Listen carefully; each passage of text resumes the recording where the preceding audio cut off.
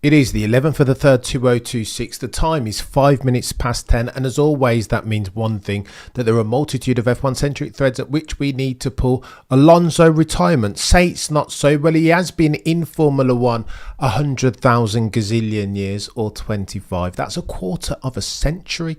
Chat. Now there are rumours coming out of Marca in Spain that potentially you might get a recommendation from a doctor to call it quits. We'll talk about it. McLaren delays as far as their upgrades. Scuderia Ferrari upgrades to Macarena wing. We will talk about it because it gets techier than techie things as per usual. Aston Martin also. Bloody Nora, chat. Like as we go into the Chinese Grand Prix round 2, which will be different from Albert Park. We'll talk about rule changes and what Lando Norris has had to say as versus George Russell and Toto, the boy who cried wolf. In the first instance then, let's talk about these rules and these regs. Not good, some might say, by all consensus. The generally accepted consensus is that coming out of Australia, that F1 has work to do, that a gazillion overtakes means nothing if there are not stakes. It needs to be traction limited, not carbine harvester limited. What are we doing here, chat? And then you get to see that it is bloody censorship. This is North Korea F1, not democracy. That the guys and girls are reacting as you'd expect them to do, voicing their disapproval. Isn't F1 anymore. And then you get Chip Ganassi saying, you know what, you want some proper racing, come over here, F1 fans. You won't be privy to any battery limited circumstances. And then you have the Formula E co-founder saying, nah, I think F1 wants to stay true to itself. We don't want it over here with all of its battery and electronic stuff. I'm like, what are we doing at this juncture, chat? Everybody chiming in on Formula One, kicking a formula when it's down to that. Lando Norris has said, well, listen, last year it felt like we had the best ever formula. The cars were the best ever. Now, however, this feels like the worst. So artificial is it? And there will be downstream ramifications, the incumbent world driver champion says. As far as it's dangerous, the line, the grid, it'll always get techie. You saw an example with Franco Colapinto, didn't you? Nearly yeeting it into the back of Liam Lawson as he tinkers around with his launch. Here's what Lando Norris had to say, and I think this is quite important coming from the champ, that the current formula is, quote, chaos.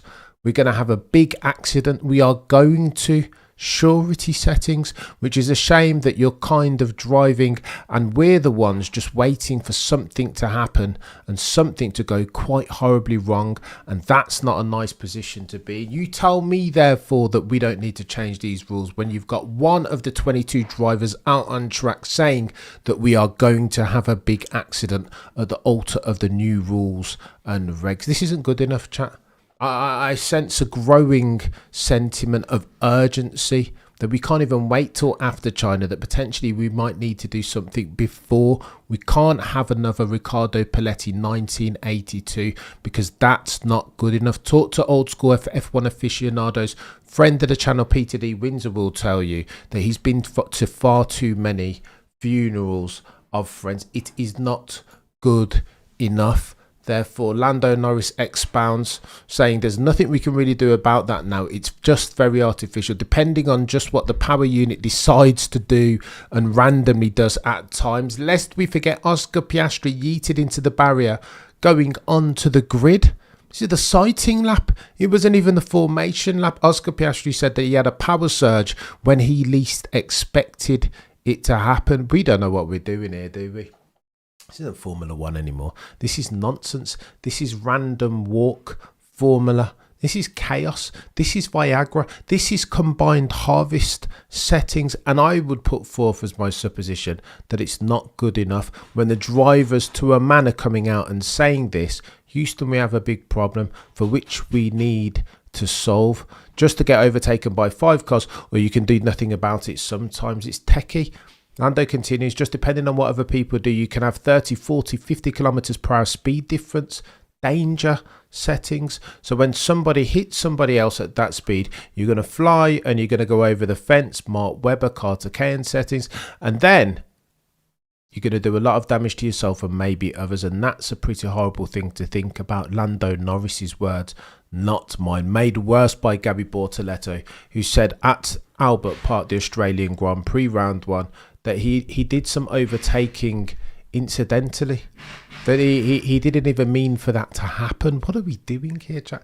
This is nonsense. King George Russell of Kings Lynn, Norfolk would of course have something else to say. Keen to defend the lead now in the driver's standing. He said this: everyone's quick to criticise the rules. You need to give it a shot. You know, we're 22 drivers when we've had the best cars and the least tired egg. Some people then were happy with the rules and the regs as they were and didn't want to change. All of a sudden, it's a coincidence now that because they don't have the quickest of cars, now they want to change. That's King George Russell talking, and I don't hate it. He's not wrong. Lando wasn't saying this last year. It was the best ever year last year, Lando, because you won it.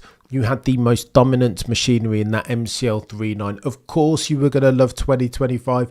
Now, however, McLaren are behind the 8 ball.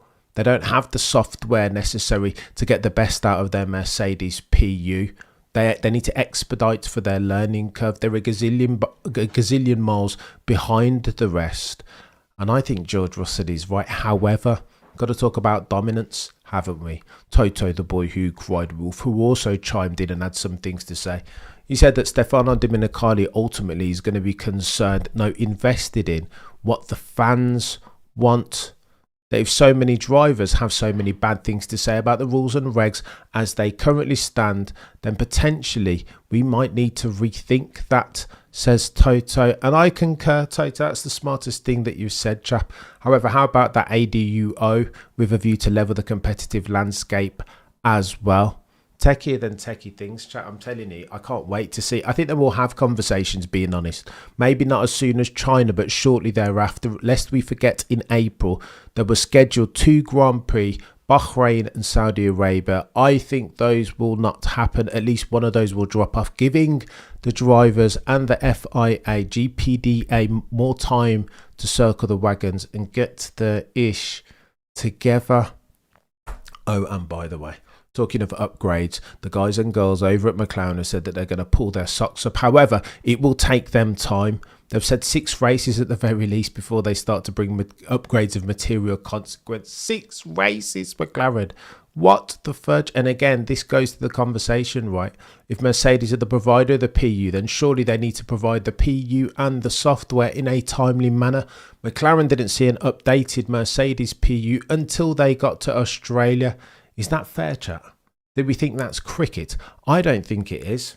And again, it's F1, and these guys and girls are always going to find nooks and crannies with a view to obtain some durable competitive advantage. A millisecond worth of, but I don't think that's cricket. I think if you're providing power units to teams, then you might want to provide power units and some software in a timely fashion. Oh, and by the way, got to talk about Scuderia Ferrari, because it looked awfully good, didn't it, at Albert Park. Some are saying that China will suit them better, lest we forget they have a driver, Lewis Hamilton. There has been no driver more successful at Shanghai International Circuit than him. And now he has a car underneath him, and the rules, some say, favour him. Some are saying that you can only expect upside, a potential Chinese sprint, back-to-back Chinese sprint Grand Prix victory, potentially, and maybe a Grand Prix proper, especially if Scuderia Ferrari deliver upon their promises and bring upgrades. The rumour, word on the F1 curb is that they're going to bring a few of them, not least of which is the bloody Macarena wing, as they're calling it, the cheeky rotor ring. And I don't hate it. Listen, if it gives them more speed on the very long straight away at the Shanghai International Circuit, then Lewis Hamilton will of course take it. However, the rumour was that Macarena wing came with a downside, that it is heavier than the original one, more efficient but heavier. Keen to see net which one of the upside and or downside outweighs the other. Oh, and by the way, got to talk about Fernando Alonso and Aston Martin in the first instance, because Gary Anderson, legend over there at the race, technical director bod, man who has a goated F1 mind, he said a couple of weeks back that he expects Adrian Newey and Honda to pull their finger out, to turn this Aston Martin ship around quick time. Why? Because when he worked with Honda in the past, that they had the ability to work in a way that was nimble and agile to fix for these things quickly. Well, Gary Anderson, the problem with that is this: that Honda are no longer the Honda of 2021 or whenever you worked with them. They've had a gazillion personnel leave. Operationally, they're very, very different. Cost cap is now a bottleneck, Gary Anderson, to which Gary Anderson's expounded. He listened to Adrian Newey, who gave a couple press conferences at Albert Park last week. And he said, you know what, I'm not quite sure whether Adrian Newey gets this team principle thing as far as his ability to manage the stakeholder of Honda. One thing that Honda will not appreciate is disrespect, at the very least, not in front of the public, the F1 accredited press and media. They'll want to have these conversations behind closed doors. I had a boss once that said, you know, we can argue behind closed doors, but never undermine me in front of anybody else. And that's the Honda philosophy. That's their working culture. They will not tolerate disrespect, and indeed you won't get the best out of them then. Adrian Newey stood before the world's press and media this race weekend at Albert Park and said, you know what, we went over there in November and we were surprised at how unprepared Honda were. They were nowhere. The personnel had gone. Everything had changed. They were not ready for an F1 season in 2026. Newey's words, not mine. And Gary Anderson puts this forth as his supposition that if indeed you want to get the best out of Honda and maintain them as a nimble and motivated organisation and structure, then what you probably don't want to do is exactly what Adrian Newey did. Get before the world's press and media and shame them, particularly as we go into the Chinese Grand Prix and shortly there afterwards Honda's home Grand Prix in Japan. That is techie. You'll recall the reason why Adrian Newey said that we're not going to do a gazillion laps, nor will we get a race distance out of an Aston Martin AMR 26, was because of vibration. That potentially Fernando Alonso would do himself irreparable damage in that car of the nerve variety. What are we doing, chat? Well, today there's news that kind of confirms that. There are doctors coming out of Marca saying that potentially Fernando Alonso might get a cheeky recommendation to retire. This is techie, chat. You'll recall Johnny Herbert once upon a time said, Fernando Alonso, you need to retire, mate. You're getting injured too much. To which Fernando Alonso retired. Johnny Herbert, you were not a champion. You don't know what you're talking about, mate. And F1 history doesn't repeat, but sometimes it does rhyme. I feel like we're back at square one, eh? Fernando Alonso potentially going to call it a day. I don't hate it, chat. Let me be honest with you.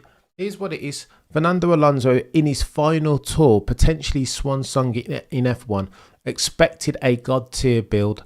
It's Adrian Newey car, right, in conjunction with Honda GP2 engine, is the words. He was not expecting to have to say that thing again. Honda were meant to build him a god tier car. So why then, at the age of 44, would you hang around another year or two?